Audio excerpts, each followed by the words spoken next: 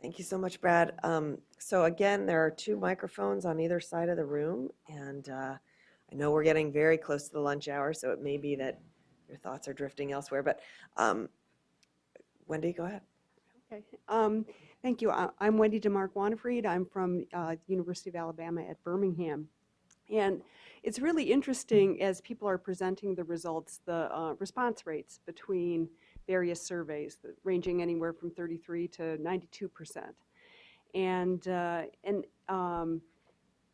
obviously there is some self-selection, just because one would expect that more males would be responding to these surveys, and it seems that they're very female weighted.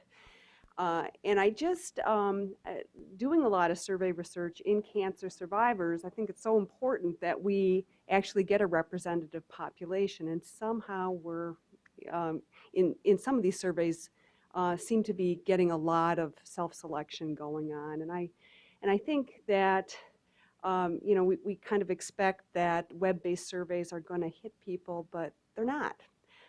And wanted to know how much these response rates differ. I don't know if any of you know, between surveys that are done in the general population, and do we see this kind of heightened response in females and not so much in males, and how we're going to address that, because I have concern about that we're going to not get the accurate picture here. Well, I could talk a little bit about how we're trying to address that with this last round of our survey. We very closely worked with NCI to use the cancer survivorship supplement specifically. We aren't presenting that here, but that's part of our plan, is to look at the data in both of those sets, and then also be able to compare that as well within the Center of Excellence network, where we'll have more information about their actual treatment and some variables that we can't control for in just our online survey. And then I didn't talk about this at all, but we also have a project with the Cancer Research Network where we're using the same supplement and working with 3 sites to really try and gather information, again, in that same survey, and we'll have more medical characteristics from that project as well. And then to really look across our entire 6,000 population, but specifically at adolescents and young adults, because to your point, we do see a lot of variety in these different areas. So our goal with the last survey was to sort of get it out there in as many different ways as we could, and then be able to analyze the data across to see where we are seeing differences and understand why that might be happening in the way that it is.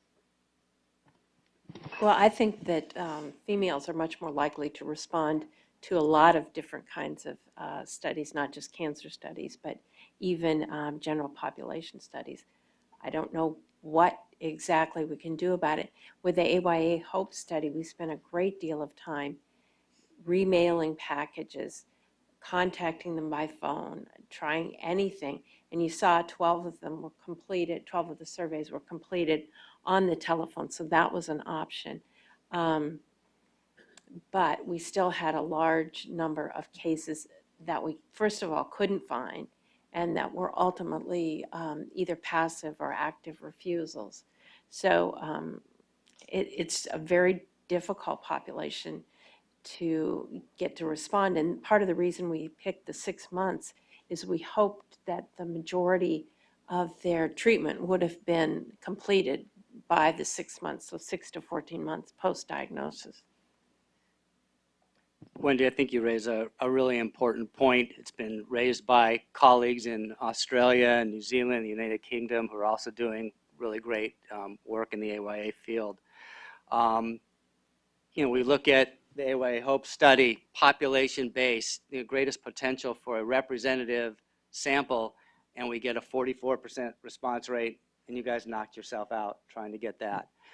In our longitudinal study, the HOPE Lab study here, Rebecca Block knocked herself out. This was clinic-based recruitment.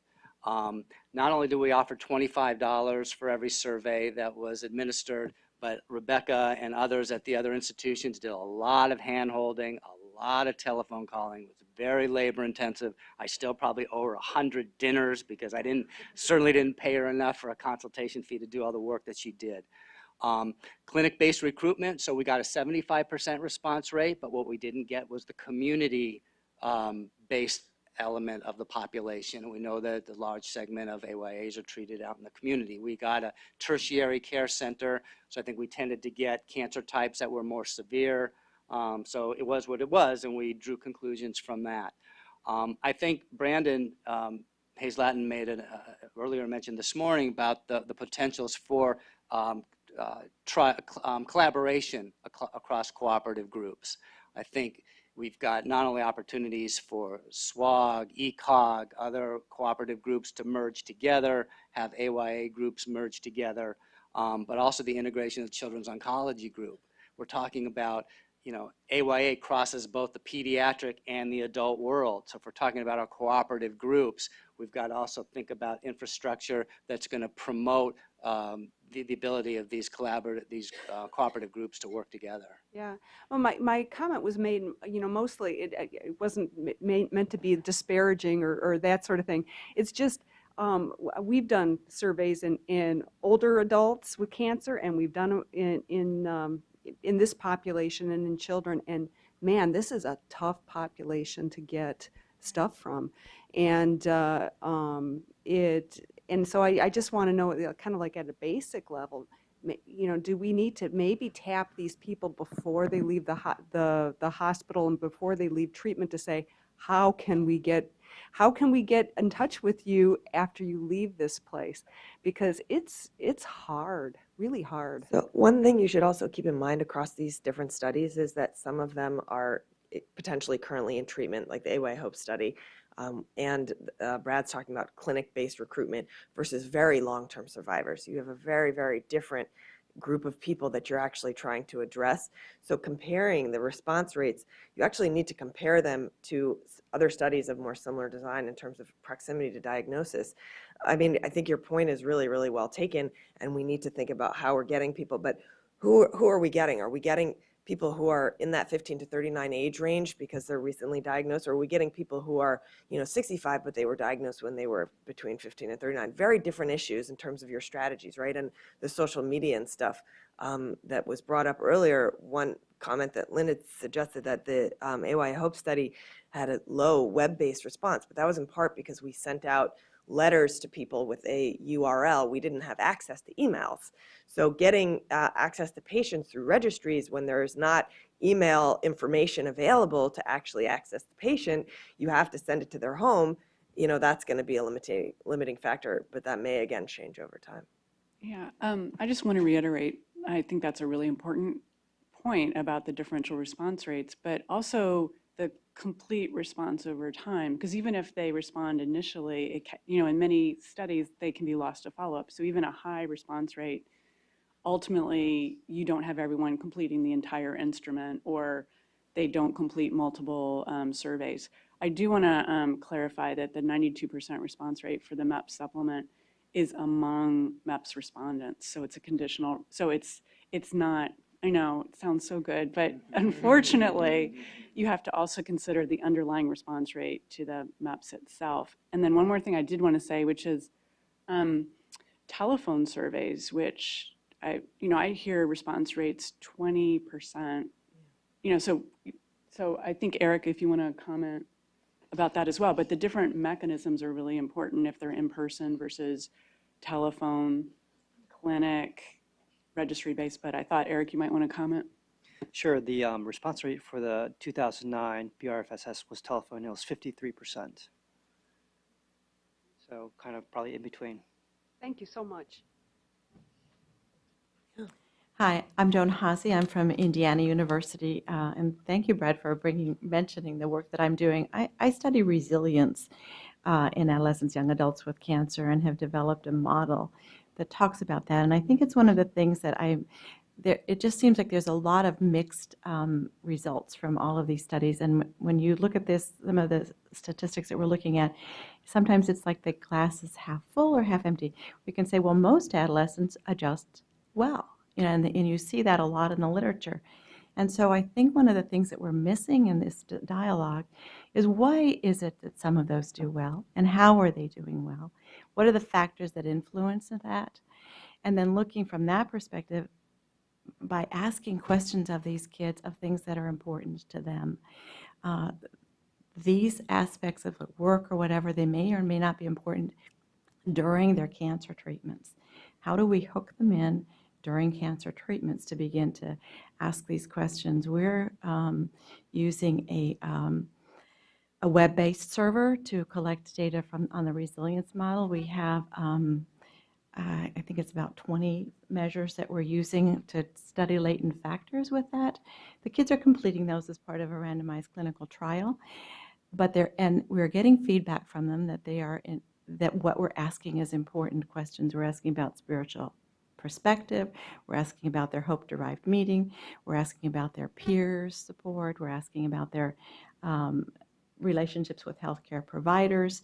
We're asking about their family environment, their positive ways of coping as well as their defensive ways of coping, and some of those the risk factors that they have. So I think looking at both sides of that is something that we need to start doing a lot more, because then we can target. When we understand how kids are doing well, which kids are doing well, and what are the factors influencing that, we can begin to then target those kids that are not doing well, and by using the strategies that, when you look around this room at our cancer survivors, these folks are pretty much resilient folks who are here. And recognizing and understanding, how did they get that way? What are the things that influence them? And then how can we then use those to improve for kids who are at risk or not having as good outcomes? I think it's really important. Thank you. That's a great comment. Okay. Yeah, I guess we had a longer line over here. Go ahead. My name is Sherry Robb. I'm on faculty at Indiana University, and Joan and I actually do research together. My background's in music therapy, and wanted to talk or have the panel speak to, we talked earlier about wanting to apply guidelines and certifying programs and looking at policy for psychosocial support and supportive care interventions. And I think it's really important as we move forward and we begin to build the evidence base for the types of programs and interventions that are uniquely beneficial to adolescents and young adults, using that evidence base to help inform the types of programs that we're offering to adolescents and young adults with cancers. At times, it seems that the programming that can occur isn't always evidence-based, and at times in our efforts to want to create services that are meaningful and relevant to adolescents and young adults. Sometimes those things are evidence-based, sometimes they're not. And I'm speaking somewhat from my background in music therapy, and at times we end up with some music programs that come into hospitals that may or may not have a scientific foundation for how those are being targeted specifically to adolescent and young adult needs. So as we move forward in making policies and making recommendations for the type of services, I think it's really important we think about what level of training do people need to have in order to provide these types of services, and what types of programming should be offered across the United States for these patients. I'll just respond to that because I think that the answer, I'm thinking of a good metaphor, and nothing's coming to mind. But in terms of the programs that are out there, whether it's music therapy or adventure therapy, these trips or workshops, I think they have multiple components to them. And what we don't know is, what are the components that are really critical? Is it that adventure therapy brings young people together, and having them come together is the critical component? We're seeing this influx of social networking. We have Stupid Cancer offering their social get-togethers. So we have these activities happening, and I think there's a lot of researchers out there like myself who are trying to write those grants to get funding to see if we can examine the effect of those programs. And there's not, we all get a lot of thanks but no thanks letters. So I think in terms of policy, I would like to see a greater investment in supporting the research, the psychosocial and behavioral research, because we don't have an evidence base. So without an evidence base, we really can't advocate for the psychosocial support services that many of the clinicians in the room are nodding their heads saying, I see them work. I see them work on a daily basis. Hi, I'm Jackie Casillas from UCLA, and I had a couple questions regarding the MEPS data and your thoughts. The first one was when you were talking about the loss of productivity, what do you think are some of the policy implications for like the FMLA Act, and is that enough, and kind of accommodations in the workplace? So that's my first question. And then my second question is from more of a clinical perspective about the patient privacy issues, and many times the young people that we care for will say that they feel discriminated against in the workplace because they may not want to share their medical history, and even in the follow-up period, but yet they're, depending whether they work at Home Depot and they have some neuropathy, they feel like their bosses are, it's not right, but they are forced to kind of share why they have so many medical visits when they're so young and they shouldn't have this many medical visits. And so kind of how to support the people from a patient privacy perspective. Okay. So first, that's a great question. The idea of a workplace accommodations, I think, is a clear policy step. Noticing how many people are unable to work. And Ruth showed data showing that people are limited in physical activities, mental activities, a lot of the different components of what they do in their work. I don't know of many workplace interventions. To me, that would be a great place to start to evaluate whether workplace interventions can improve employee performance and ability to maintain jobs, or even maintain career trajectories. I think that's another thing that we don't know very well, is we're looking at very crude measures of whether people are employed or not, or whether they're missing a day of work. We're not necessarily looking to see, are they on that trajectory that they were before, or is the slope of their advancement changing? And I think that's an important question. I don't really know how to answer it. And then the second, the privacy question. I don't even know how to begin to answer that. I don't know. Does anyone else have a suggestion about how to respond to the question about cancer survivors? And is there someone in line who would like to answer the question? So I'm just going to jump in for a second. My name is Rebecca Nellis, and I'm the VP of Programs and Strategy for Cancer and Careers, and all we do is focus on the practical workplace issues that go on following a diagnosis. So I'd be happy to chat about that later. We do a lot of trainings in hospital settings for healthcare professionals. We do a lot of patient-focused work. We work with cancer rights attorneys on these topics. So this is a very long conversation for another day. One, I will say there is not enough research on the more specific stuff that you're talking about. And when I did my master's thesis, I used the MEPS data linked to the NS, but there wasn't the supplement yet. And so seeing that come to fruition is very exciting for me. But there's a lot of room in that space to talk about the actual specificity of work-related problems. The challenge with the laws, the ADA applies to employers with 15 or more employees, so that is not everyone who works. The FMLA is 50 or more employees, and state laws reduce that down, so it depends on where you live, what kind of access you have. So there's a lot of conversation around this, and from a very practical standpoint, those questions are really specific, and it ultimately is unique to the individual, which is why when Brad talks about the dating and disclosure, employment and disclosure fits very similarly into that dialogue. So I just wanted to put out there that there are a number of organizations focused very narrowly on those topics, and I'd be happy to talk to anyone later. Thank you. That's a great response. Kevin Effinger, Memorial Sloan Kettering. 5 great talks. I really, really enjoyed them. And having 3 or so database gurus up there. Naive question, I use a lot of databases in HIS and the behavioral risk factor. what is our barrier or the likelihood of us being able to link SEER? Because that would enrich all of your studies up there as at least having some acknowledgement of what the cancer was, some treatment exposure as basic as SEER has, but having the linkage. Are we going to see that happen? I keep hearing those conversations, but those are all studies that would have been enriched by such a linkage. Well, Recognizing the limitation that SEER is just a subset of your group.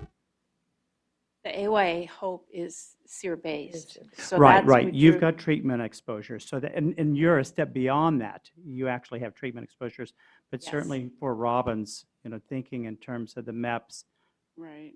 No, it's a really good point, but I think, when you've got a national sample and you're only identifying about maybe 1,600 cancer survivors in a given year, and then you realize that SEER covers 28% of the US population, I mean, I think it's a great idea. I'm not sure ultimately what the yield would be in terms of the number that Right. you would. But you elected to use a 3-year interval for your MEPS where you have the ability to go to a wider, to get a larger, but you didn't need it for your study. But if you have the possibility of at least getting a subset that says what we found in the whole was what we found with those that we knew their cancer diagnoses or where that differed would be so wonderful.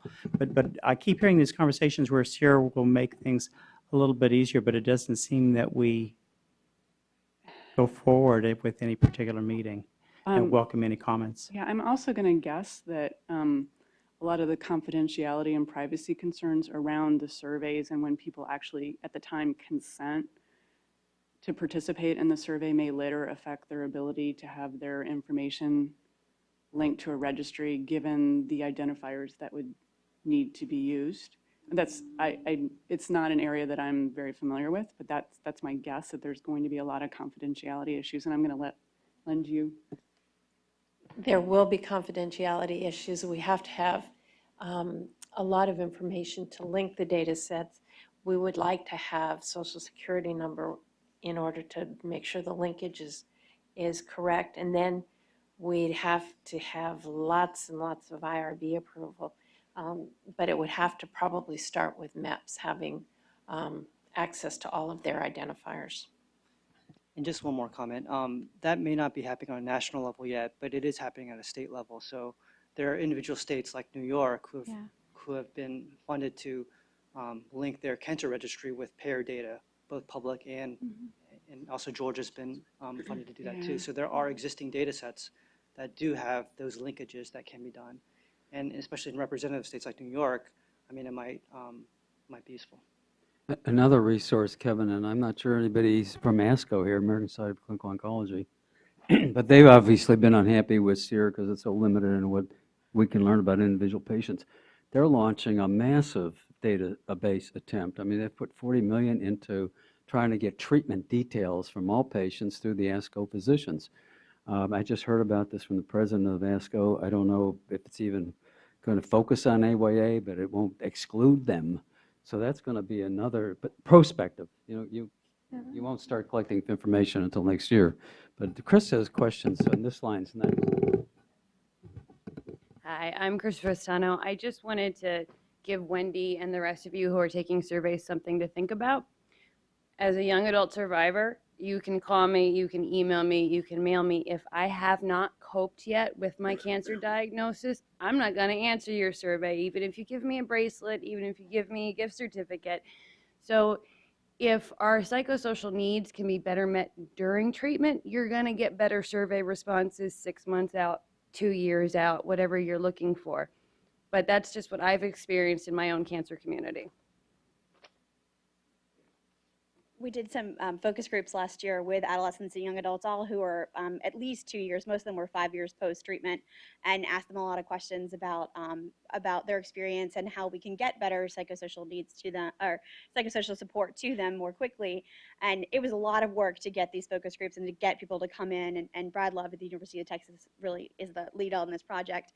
But it was so interesting to hear from them how much they wanted those resources and how much they wanted to be there, but that they just didn't access them. Even sometimes when they did know they were there, And at the same time, they were still experiencing emotional concerns and still coping with their cancer experience and weren't willing to come into any of the groups and activities or events that we had that were about coping, but would come in to do this focus group and tell us about what research was needed if it was going to help other survivors. So I just think it's a, it's a unique population, and we need to figure out how to best get data from people, and then also how to use it and communicate in ways that really work for AYA. So it's a great point. I mean, I think a common theme that's coming up from your comment and Joan Hossey and Lenny Sander earlier is this notion of engagement and the need to engage patients in their care. It's not just engaging them in terms of taking their chemotherapy or their radiation. It's about engaging them in this whole process of dealing, coping with cancer, getting well again, dealing with the challenges that are going to occur throughout that experience. I'm hoping this afternoon we'll hear more comments about, when we hear on your panel about, have you been approached for research, and what were your responses, and what are your thoughts about, how those of us doing this type of work can engage you. I remember, I am also a young adult survivor. I remember my doctor telling me about laying out my therapy for me, and also mentioning that as part of my treatment, he will also be collecting information about me that's going to be used to improve the treatment of cancer for people who come after me. Sign me up. I was right there. If my experience was going to help others who were going to come along after me, that gave some purpose to the challenge that I was going to have to fight for my own life. And I think that's a common experience among many young people. Go ahead. Hi, everyone. I'm Erin Kent from the National Cancer Institute. I have a quick comment on this topic and then a question. My quick comment is I feel like this area of oncology research has so much potential to really build a more engaged research participant population. And I'm thinking back to community-based participatory models of research and how I think a lot of that work is actually being done by so many of the people who are obviously on the panel and around the room. And so I do think that there's great potential to sort of grow that. So just kind of be thinking about learning from other areas of research like CBPR to kind of continue to build our engagement and our participation rates. That was my comment. My question is I'm not quite sure if we're going to get to this later in the day or tomorrow, but I think a lot about the social networks and the social relationships around the AYA patients and survivors. And I think about how we just have it seems like such a paucity of research on those networks themselves. So Ruth, I'm so glad you brought up the caregiver part, and that's great information, but wouldn't it be great to actually be able to survey and interview and have focus groups with the social networks? And I know there's one study out of Scandinavia that actually routinely holds a social network meeting with all the clinicians that are treating an AYA patient, and that patient is allowed to invite whomever they choose. So family members, friends, those meetings can get up to like 50 people, and they have some interesting reports and findings from that data. But I think that moving forward, and I know it seems like we're still in our own sort of adolescence as a field, and getting data is hard, and it's hard funding times. But if we can think about actually engaging in research, those social networks, I think we have a lot to gain. So I don't know if you have comments on that, but I would love to hear that. And again, it goes back to the grounding and the developmental stage of AYA. It's all about, well-being is all grounded in young people's abilities to connect with other people, to make friends. Friends is part of healthy growth and development. Having friends is how I develop my identity as a young person. I cannot do it in isolation. It has to occur in interaction with other young people. This is what makes the AYA population so unique. I think focusing on the AYA in the context of social networks totally makes sense. We have a whole new field now of social network analysis that I think could be applied to these examinations of young people. I'm afraid if we keep focusing on the young person and how to fix the young person, it places all the burden of change on the young person. whether it's in the, if it's the employment field and young people are struggling with this notion of, do I disclose, not disclose? Why does that have to be, the burden have to be bared solely by the patient? It should be equally borne by the employer, who should know what questions they can ask or cannot ask, or they should know what accommodations they need to make for people with cancer or any other disability that people in their employ may be experiencing. I think we need to think broader in terms of cancer patients in the context of family, community, the ecology, like Karen presented earlier, and be creative in the different ways of how to engage these folks in further research. Go ahead. Hi, I'm Michelle Dowdy. I am a recent doctoral student, a graduate from A.T. Still University of Health Sciences, and I was listening to the conversations today, and I actually did my research studies on young African American women prior to age 39 in terms of breast cancer. And in part of my intervention, I designed this applied course type of intervention, and I had these questions. And one of the things that came out was I had an individual that actually had breast cancer, and she was diagnosed at age 36. Her mother died of breast cancer at age 40. Her grandmother died of breast cancer at age 30. When she asked for a screening mammogram, she was denied that. When she finally got her mammogram is when she had her first son. Prior to that, she continued to have miscarriages. My question is how do we deal with the disparities? So in my intervention, I enrolled about maybe 43 to 50 women that actually went through the entire intervention. And one of the things that I found out that they really didn't believe that they could actually get breast cancer. So there's disparities related to the context of breast cancer that I really can't get it. Then there's also barriers in terms of insurance, in terms of your mammogram, because United States Preventative Services Task Force has now said age 50, and then, American Cancer Society and American College of Radiology said age 40. However, still, there's no types of screening mechanisms. And so if we're saying we're going to look at genetics, and we say, well, if a woman actually has a mother or a grandparent, we're going to actually screen them, and we're not doing that. We have a lot of failure out there, and I don't think we've really addressed the total scope of disparities in terms of breast cancer. I'm not speaking in terms of any other cancer. And we haven't really focused on insurance and also proposing some type of new type of screening method to really look at women that are 20 to 29 and 30 to 39. So my question is what are you doing about this? Are you addressing this?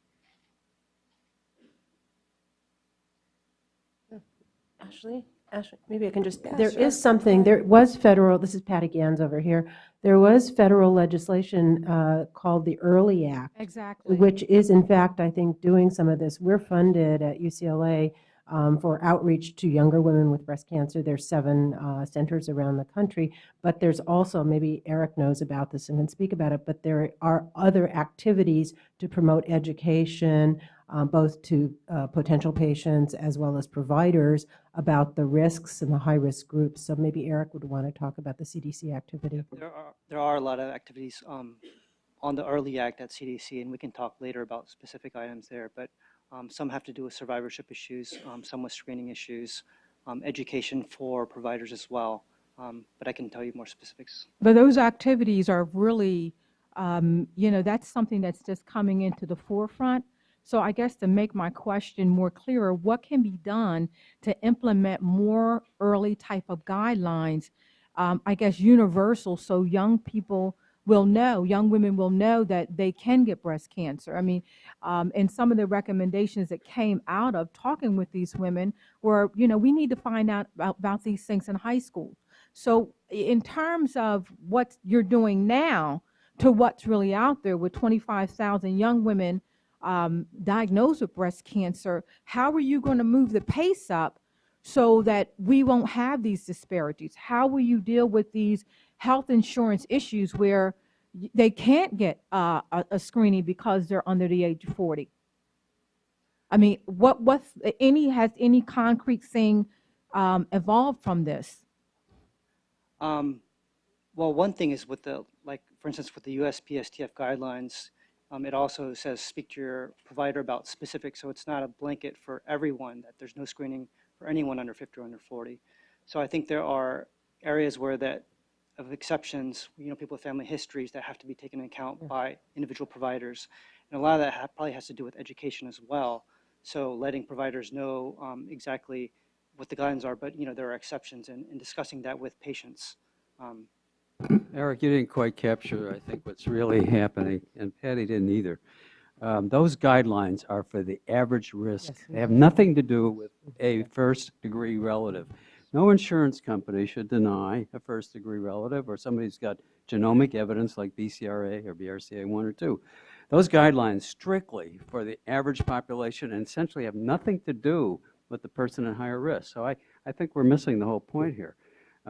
Your patient that you described with a mother and also sister at early diagnosis doesn't even go into the guidelines because it's obviously high risk. So let's clear that up. Second, the effort to change the guidelines is complicated by the fact that young women have dense breasts, and the routine mammography doesn't really pick up most of those cases. So there's been a big effort to try to get to ultrasound, or even when we can afford it, MRI. So we've got a whole different paradigm with a woman less than 35 or 40. Screening mammography generally doesn't work. So there's been a number of national conventions, one at UCSF a couple of months ago, Patty, that I attended, to try to address that. And the state of California now requires, right or wrong, I think it's not quite right, that the density of a mammogram be referred to the referring physician, be explained so that they can get an alternative test, because breast density overwhelms the possibility of diagnosing early breast cancer. It's another issue, but don't go home thinking that screening mammography is for those at higher risk. Thank you. Go ahead. Patty Gans, UCLA. I just wanted to get back to another topic. All of you did, or several of you did present data that there were a fair number, 75% or so, who were employed or were work-related. But I wanted to talk about really what happens even to those people who are working. I have a number of young women with breast cancer who I take care of, and I'd like to bring up the issue of job lock, which none of you have talked about, because I have had several patients very well insured, even going through our recent recession, and their reluctance to go out, and one of them actually wanted to go back to get a master's degree in art, and as with her cancer experience, she rediscovered her artistic interests and abilities, and has finally made the leap and left her job and is now pursuing this. But it's a very high-risk endeavor to be able to do that as someone, to not have health insurance and do that. Or feeling that you're stuck in a job that you went into when you were 23, right out of college, and this is not what you want to do, but you cannot lose the job because you lose your health insurance. And even with what we're going to have with the ACA, which I think is going to be great, it's still not going to be low enough cost that somebody can afford to go back to school per se. And if you're in school, you have to be in school full time. We learned this before the ACA extended to age 26. The kids that we would see who were childhood cancer survivors, they couldn't go to school part-time, they couldn't work part-time because they didn't get insured. So I think this issue, even though the data look pretty good that a large number of people are working, they are not working out to their potential and do not have the opportunities. They've lost that opportunity because of the cancer. So I wanted to bring that up as a point. Yeah, so Patty, I think that's a great point. And we actually have some questions in the MEP survey about whether either patients or their caregivers have stayed in a job because of health insurance, because it's not just about the patient, it's also about family members where the patient who the spouse may, or the parent may provide insurance for the patient, and they make decisions too based on what's going on with the patient. I think it's a great point, and I think it's an important issue. It's kind of tough to get at. So, I mean, we have some questions in the maps, and I'm hoping that once the data are available, we'll be able to look at that in greater detail. I also want to say that I had something about job lock in my slides, and I thought they were too long already. But I think it's really important that we think not only about just the fact of being employed, but also what happens when you're employed. And, you know, are you able to have the same career that you would have if you had not had cancer? So thank you. I just wanted to add, thank you. Those were actually two very important points that I would have loved to have looked at for the AYA Hope Survey data, but we just didn't have the information on the job lock.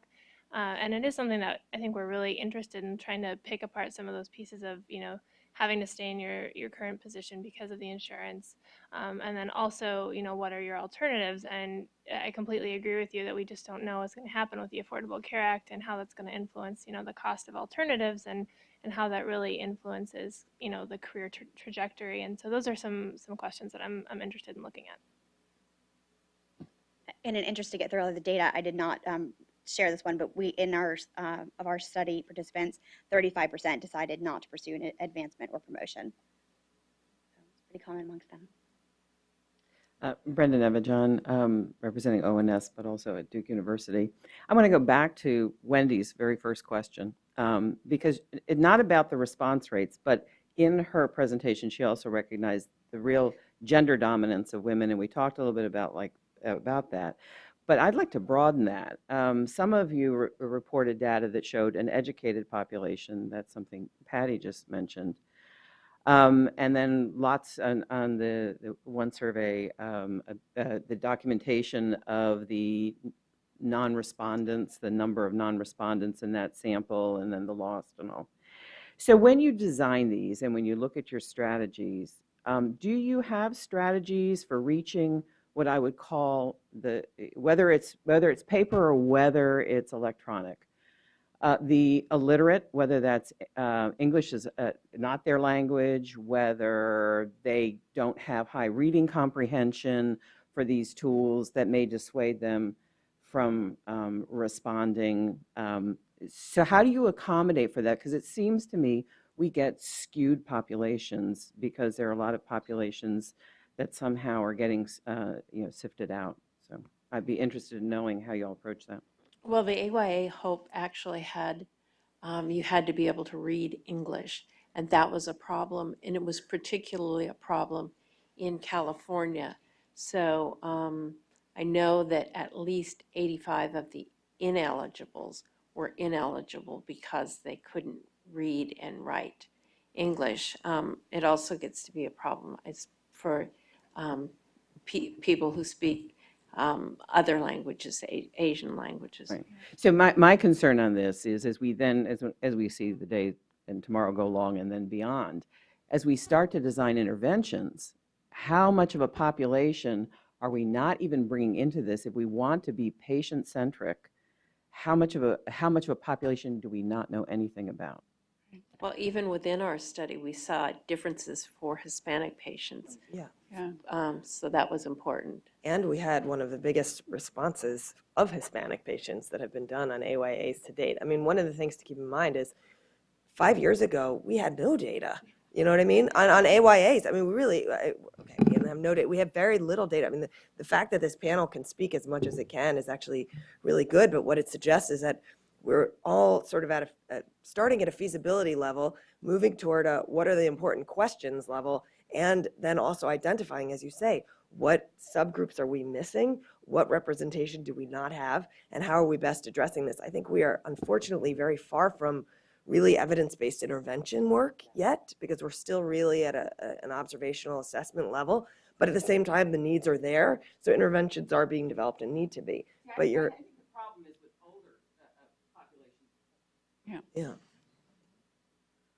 I think that same issue may exist with studies and surveys of the older population as well. But because you are, like you said, really within the last several years, you may have the opportunity to look at strategies and correct what perhaps studies of past groups haven't done. Because we hear that in terms of the adult, as well, the disparity issue that was raised, not in terms of high risk, but just disparities in general in the population in terms of screening and when diagnosis and how late into treatment and what treatments are offered look at the adult population. That's a very important point. So I just wanted to comment quickly that before the MAP survey was administered, it was cognitively tested. There was a reading requirement, but everything was supposed to be at the 8th grade level, I believe, and there was a lot of cognitive testing among individuals who had never graduated from high school, and we really tried to target exactly some of the people that you're referring to. And then the other thing is increasingly surveys are administered in multiple languages. And I know, so the MAPS was in English and Spanish, and I know there's something called the California Health Interview Survey. And I believe it's administered in almost, like 17 languages. So it is administered in a lot of different languages. There probably still are some of the same issues about reading and writing, but at least the language issue is addressed that way. But I think we have to think a little broader, because overcoming the language barrier is not the one and only barrier to overcome to work into these communities that are underrepresented, underserved in the research.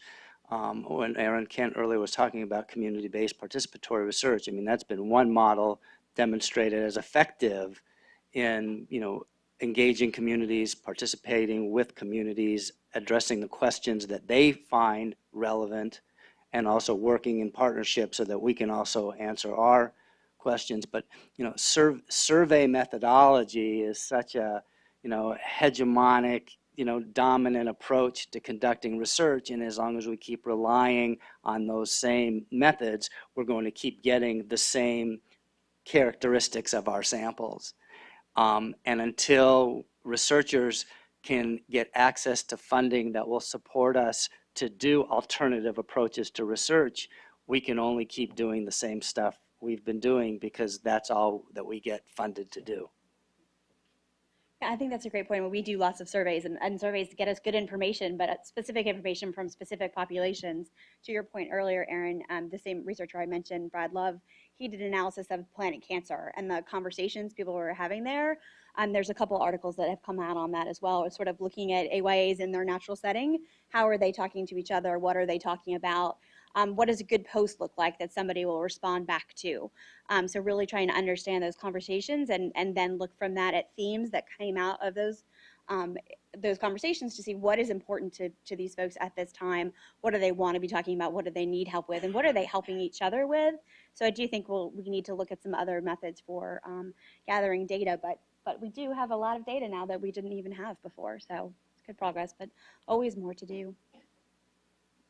Archie says we're 2 minutes, 3 minutes, 4 minutes from lunch. Thank you. I wanted Ashley's points to be underscored. 5 years ago, we had none of this. This is extraordinary. And it's wonderful to the point where I think the next step is, instead of just phase 1 and phase 2, early phase 2 surveys, you've got to get into the phase 3 where you have controls. Brad mentioned the point. He can't write a grant without the control to compare the data. So 2 of you presented uncontrolled information, maybe 3, and the other 2 or 3 had wonderful controls. The biggest of all, of course, was Eric's study of behavioral risk management. Hundreds of thousands of controls, or at least tens of thousands in that age group. I can't recommend that LiveStrong do its next survey without having a control group of patients in the same age, matched, et cetera, without cancer. I think most of what you've described is the natural history of being an adolescent young adult. I mean, that work issues, all that. I didn't know what to make of that. Same thing in a way for the HOPE study. It needs to have that normal non-cancer patient control, like Robin's studies. And until folks like Brad can have those data to get funding and do the better yet phase 3 controlled trial research, he's going to be limited. So I really stress that need. Now I want to ask one quick question. You had, Linda, 400 some refusals. That's 1/3 of all the persons you tried to get to comply. And you said there were both active and passive refusals. What did you learn from the active? What do they say? No way. Why? Because you must have data on why they said no. That would help us knowing how to improve the control as well. So you don't know? You can't say? 1/3 of the patients, well, I think finding out why they said no way, no Jose, or whatever they said, would really be helpful.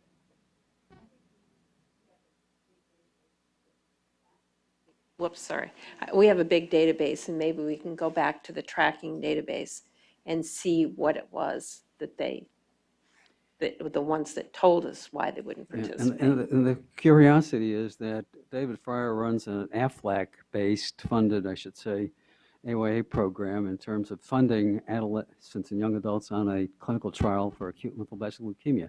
$25 gift coupons, I know it's Amazon or eBay or I guess it's them, really does sell them. They do want to fill out the surveys, which they have to do. Of course, they also have cancer. But you say your $25 didn't work. We had $50. $50 didn't work. Yeah. But I know that quite a number of them said they were too sick. Yeah. A lot of them are in active treatment. I mean, keep in mind with the HOPE study, it's 6 to 14 months post-diagnosis, yeah. which is very, very different from some of the So other I'll surveys. bet one of the reasons is leave me alone. I don't want to. I mean, we also did not systematic. We don't have a questionnaire that went to people who were refusers, but we did collect some of that information in a little bit more anecdotal way, which we could look at for sure. But a lot of it is going to be that they didn't feel up to it. I can tell you, we had one of our participating hospitals in San Antonio serving a low socioeconomic level population, and there were a couple of competing studies going on at the time for AYA, and those who were in our study, they got their $25 for completing, and when the other competing study came around, some of the young people were saying, are you the money study? And when there was no money to do the other study, they said, no, we're not going to do your study. They wanted to do the money study. So in some ways, that incentive does go a long way. This is the age group that donates blood more than any other age group, too. So, and sometimes they get paid for that. Maybe one final question.